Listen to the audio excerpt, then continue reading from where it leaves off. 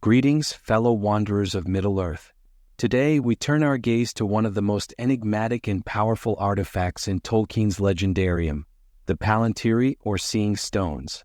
These mysterious orbs have shaped the fate of kingdoms, ensnared the minds of rulers, and played a pivotal role in the War of the Ring.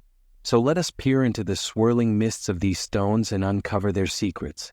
Our tale begins not in Middle-earth, but far to the west, in the blessed realm of Valinor. It was there, in the years of the trees, that the Palantíri were crafted by the Noldor, those skilled elves renowned for their craftsmanship and lore. Chief among the creators of these stones was Fëanor, the greatest of the elven smiths, whose skill was said to be unmatched in all of Arda.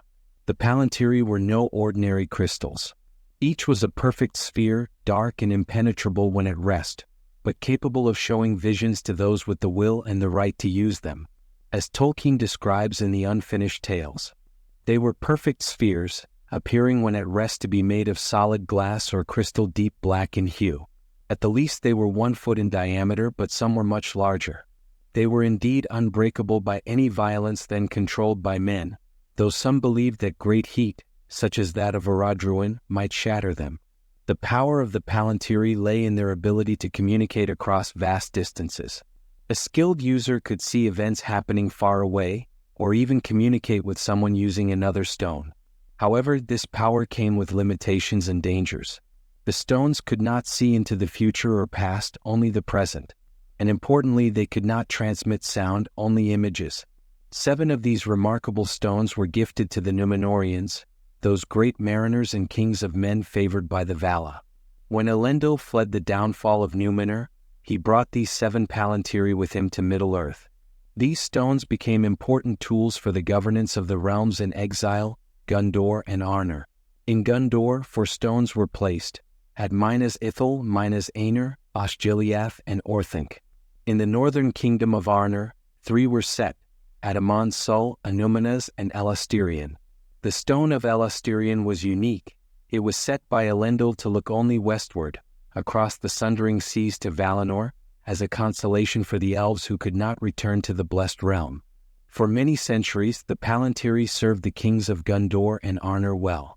They allowed for swift communication across vast distances, aiding in the governance of these great realms.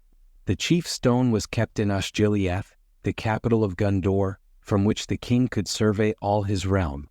But as with many powerful artifacts in Tolkien's world, the Palantíri were not immune to the long defeat that marked the history of Middle-earth. The first blow came with the kinstrife in Gondor, a disastrous civil war that led to the loss of the Osgiliath stone. It was cast into the Anduin and never recovered. The next loss came in the north. When Arnor fractured into 3 kingdoms, Arthedain, Cardolan, and Rudor, the Palantir of Amon Sul became a point of contention.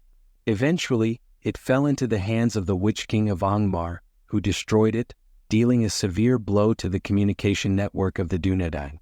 Perhaps the most tragic loss was that of the Ithil stone. When Minas Ithil fell to the Nazgul, becoming Minas Morgul, its Palantir came into the possession of Sauron. This would have dire consequences in the future, as Sauron used the stone to corrupt and ensnare others who dared to look into the remaining Palantíri. By the time of the War of the Ring, only 3 of the 7 stones brought from Númenor remained in use: the Orthanc stone, the Aenir stone, and the stone of Elastirion in the Tower Hills. The others were lost, destroyed, or in the hands of the enemy. It's here that the Palantíri play their most significant role in the story we know from The Lord of the Rings. Saruman, in his pride and hunger for power, dared to use the Orthanc stone. But in doing so, he fell under the influence of Sauron, who dominated him through the Ithil stone. As Gandalf explains to Pippin, Saruman was watching with the Orthanc stone when you came in, but Saruman was not in his proper place. He was in the very position where Sauron would wish him to be, with the Eye of Mordor resting upon him. This corruption of Saruman through the Palantir was a masterful move by Sauron, turning one of the wisest beings in Middle-earth into his unwitting pawn. But Saruman was not the only one ensnared by the power of the Seeing Stones. Denethor, the steward of Gondor, also fell victim to Sauron's manipulations through the Aenir stone. While Denethor had the strength of will to resist direct domination, Sauron was able to show him selected visions of his military might, driving the steward to despair and madness. The tragedy of Denethor illustrates the double-edged nature of the Palantíri. As Gandalf warns, "The stones of seeing do not lie, and not even the Lord of Barad-dûr can make them do so. He can, maybe, by his will choose what things shall be seen by weaker minds, or cause them to mistake the meaning of what they see." This ability of Sauron to manipulate what was seen in the stones, without actually lying, showcases Tolkien's nuanced understanding of truth and perception. It's a reminder that even in a world of magic, the interpretation of information is as important as the information itself. The story of the Palantíri takes one final, crucial turn in the War of the Ring. Peregrine Took, driven by curiosity, looks into the Orthing stone recovered from Isengard. This foolish act nearly exposes Gandalf's plans to Sauron, but it also provides an unexpected advantage. Aragorn, realizing the opportunity this presents, decides to take a great risk. In one of the most pivotal moments of the war, Aragorn uses the Orthing stone to challenge Sauron directly. He reveals himself as the heir of Isildur, wielding the reforged sword Narsil. This act of defiance and strength will not only wrest control of the Orthing stone from Sauron but also goads the Dark Lord into premature action, rushing his attack on Gondor before he is fully ready.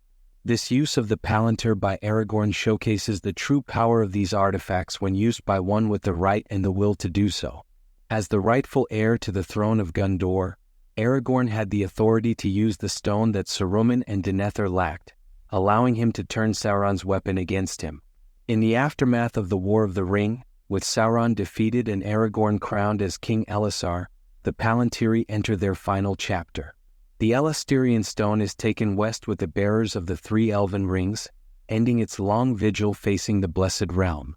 The fate of the Ithil stone, lost in the fall of Barad-dûr, remains unknown. Aragorn recovers the Orthing stone and the Aenir stone, using them once again for their intended purpose, to survey his realm and communicate across great distances. Yet, as Tolkien notes, they were used sparingly and with caution, a reminder of their power and potential for misuse. The story of the Palantíri encapsulates many of Tolkien's recurring themes. They represent the double-edged nature of power and knowledge tools that can be used for great good or terrible evil, depending on the wisdom and intent of the user. They serve as a link to a greater, more magical past, their decline mirroring the general fading of magic from Middle-earth as the Age of Men dawns. Moreover, the Palantíri highlight the importance of rightful authority in Tolkien's world. Aragorn's ability to master the stone where Saruman and Denethor failed is tied directly to his identity as the rightful heir of Elendil. This connects to broader themes of kingship and divine right that run throughout Tolkien's work. The Palantíri also serve as a metaphor for technology and its impact on society.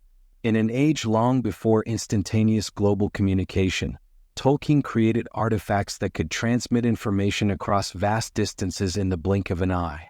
Yet he was keenly aware of the potential dangers of such technology, the risk of manipulation, the erosion of privacy, the temptation to rely too heavily on such tools. As we conclude our exploration of the Palantíri, we're left with much to ponder. These seeing stones, with their ability to bridge vast distances and their potential for both good and ill, continue to captivate our imagination. They remind us of the complexity of Tolkien's world, where even the most wondrous artifacts can become tools of darkness in the wrong hands.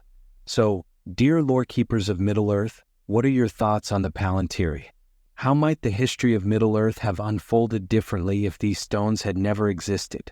And in our modern world of instant global communication, do you see any parallels with the power and dangers of the Seeing Stones?